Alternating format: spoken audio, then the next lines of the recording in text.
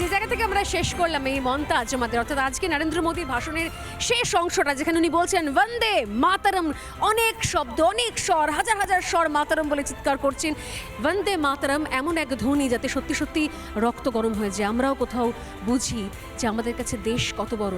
আমরা একমাত্র দেশ তো গোটা পৃথিবীতে যারা দেশকে দেশ মাতৃকার সঙ্গে তুলনা করি, দেশকে দেশের মাতা, মায়ের জায়গায় বসাই। আমাদের সঙ্গে এই বিশাল আলোচনাতে, আজকের এই বিশাল ক্যাম্পেনে আমি যেখান থেকে শুরু করব, যারা রয়েছেন আমার এইদিকে এক এক করে আমি আসছি। এখানে ক্যাপ্টেন রায়চৌধুরী রয়েছেন, ক্যাপ্টেন মিশ্র রয়েছেন, ওনাদেরকে দিয়ে শুরু করি। দেখুন, একটা সীমান্তে হচ্ছে না, আমাদেরকেও পার্টিসিপেট করতে হবে। we are first Indians and then whatever we are respecting in our field. আর যেটা সবচেয়ে বড় যে মেসেজটা যেটা গেছে সেটা গেছে that we don't act if you don't act, but if you act we will strongly react. So সেই মেসেজটা আমরা পাঠিয়ে দিতে পেরেছি এবার আমাদের শত্রুপক্ষকে। আমরা আশা করি যে ওরা অন্ততপক্ষে আর এইরকম একটা মানে অবাঞ্ছিত একটা পদক্ষেপ আর নেবে না। তো দিতে পেরেছি কি দেশ কিন্তু এক জায়গায় রয়েছে, গোটা 140 কোটি মানুষের ভাষা এক সুরে গাথা ছিল। আপনি যদি 3 দিন আগে দেখে থাকবেন, চণ্ডীগড়ে একটা মাস মুভমেন্ট হয়েছিল যেখানে পুরো পাবলিক নেমে এসেছিল যে আমরা লড়াই করতে এগিয়ে আসছি। তো that shows that the country is United at this juncture and that is our biggest strength actually. হাততালি, এটাই আমাদের সব থেকে বড় শক্তি ময়ূক, এটাই আমাদের সব থেকে বড় শক্তি। এই শক্তিটাই সব থেকে বেশি জরুরি, এটাই তো আমাদেরকে এগিয়ে নিয়ে যাবে, একটা সুন্দর সুস্থ এগিয়ে যাওয়া দেশ তৈরি করবে। ন্যাশনালিস্ট কালেকটিভ আজকের এই দিনটা, একদিকে আমরা বলছি অপারেশন সিঁদুরের সাফল্য, এবং নিঃসন্দেহে এমন এক সাফল্য যে সাফল্য হচ্ছে নেভার এন্ডিং, অর্থাৎ শেষ নেই এটার। প্রয়োজন পড়লে আমাদের দেশের প্রধানমন্ত্রী বলেছেন আবার হবে, বারবার হবে, কারণ এখন এই দেশ নিউ নর্মাল দেশ নীতিতে বিশ্বাসী। সেই দেশ আর আলোচনা, বসে বসে টেবিলে কথা বললাম, অনেকগুলো কথা খরচ হয়ে গেল, অনেকগুলো দিন খরচ হয়ে গেল, এগুলোতে বিশ্বাসী নই।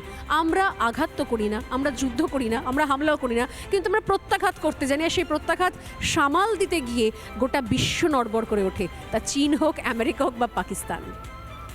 সত্যি আমাদের সাফল্যটা এত ফ্যান্টাস্টিক, এটা ডিসক্রাইব করা যাবে না। এই যে দেশ যে এত উন্নতি হয়েছে, নিজের পায়ে দাঁড়িয়েছে, নিজের আর্মস অ্যামিউনিশনস দিয়ে প্রত্যাঘাতী করতে পেরেছে। একটা কিছু সিভিলিয়ানস মারা গেছে, কিন্তু বেসিক্যালি মেজর ড্যামেজেস কিছু হয়নি। Aircrafts have not been down.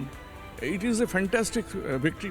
এই জায়গাতে কি মনে হয় যে রিপাবলিক বাংলা যে ইনিশিয়েটিভটা নিয়েছে, এই যে ন্যাশনালিস্ট কালেকটিভ, অর্থাৎ জাতীয়তাবাদীদের একটা মঞ্চ, সমস্ত জাতীয়তাবাদীদের একটা সুরে গাঁথার চেষ্টা, কারণ এই দেশটা এমন একটা দেশ, এখানে ক্যাপ্টেন মিশ্র রয়েছেন, যে অনেক মতামত, অনেক মতবাদ, অনেক ধরনের ভাবনা চিন্তা, আইডিওলজি, কিন্তু একটা আইডিওলজি কি কমন হওয়া উচিত নয়? সেই সময় কি এখনো আসেনি?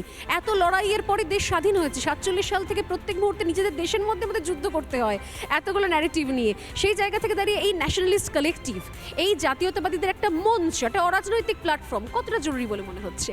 জরুরি, এবং এইখান থেকে আমাদের আরও এগিয়ে যেতে হবে, আর যাতে আরও সাফল্য পাওয়া যায়। আমাদের শত্রুদের একদম শেষ করে দিতে হবে, যাতে তারা আর মাথা চারা দিয়ে না উঠতে পারে। নানা ধরনের কন্টেন্ট দেখার জন্য লাইক করুন, শেয়ার করুন আমাদের ফেসবুক পেজ, সাবস্ক্রাইব করুন আমাদের ইউটিউব চ্যানেল। পাশাপাশি অন্যান্য ব্রেকিং নিউজের জন্য অবশ্যই চোখ রাখুন রিপাবলিক বাংলায়।